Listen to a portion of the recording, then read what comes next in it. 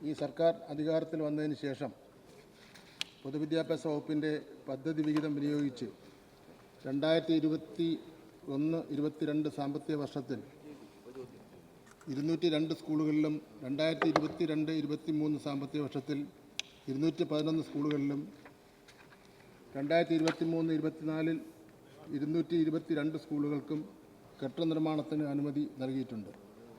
സംസ്ഥാനത്തെ 68 higher secondary സ്കൂളുകൾ lab നവീകരിക്കുന്നതിന് വേണ്ടിയുള്ള അനുമതി നൽകിയിട്ടുണ്ട്.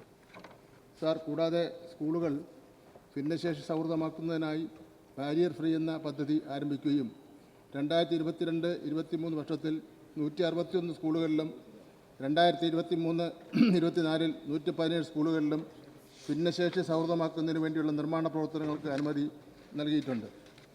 സർക്കാർ സ്കൂളുകളിലെ അടിസ്ഥാന സൗകര്യങ്ങൾ നിലനിർത്തുന്നതിനും മെയിൻ്റനൻസ് പ്രവർത്തനങ്ങൾ നടത്തി സംരക്ഷിക്കുന്നതിനുമായി അടിസ്ഥാന സൗകര്യങ്ങൾക്കുള്ള ആകസ്മിക സഹായം എന്ന പദ്ധതി ആരംഭിക്കുകയും 2022-23 വർഷത്തിൽ 163 സ്കൂളുകൾക്കും 2023-24 വർഷത്തിൽ 110 സ്കൂളുകൾക്കും ചുറ്റുമതിൽ സംരക്ഷണ ഭിത്തി, ടോയ്ലറ്റ് സൗകര്യങ്ങൾ, മറ്റ് അറ്റകുറ്റപ്പണികൾ എന്നിവ നടപ്പിലാക്കുന്നതിന് അനുമതി നൽകുകയും ചെയ്തിട്ടുണ്ട്.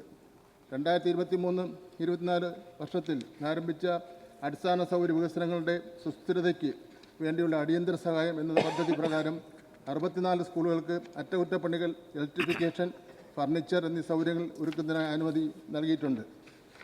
പൊതുവിദ്യാലയങ്ങളിലെ IT ഭൗതിക സൗകര്യങ്ങൾ മെച്ചപ്പെടുത്തുന്നതിൻ്റെ ഭാഗമായി 8 മുതൽ 12 വരെ ക്ലാസ്സുകളിലുള്ള സർക്കാർ എയ്ഡഡ് സ്കൂളുകളിലേക്ക് കമ്പ്യൂട്ടർ ലാബ് സജ്ജീകരിക്കുന്നതിനായി 16,500 ലാപ്ടോപ്പ്, 2,274 ഹൈസ്കൂളുകളിലെ ലിറ്റിൽ കൈറ്റ്സ് IT ക്ലബ്ബുകൾ 9,000 റോബോട്ടിക് കിറ്റ് എന്നിവ നൽകുകയും ചെയ്തിട്ടുണ്ട്.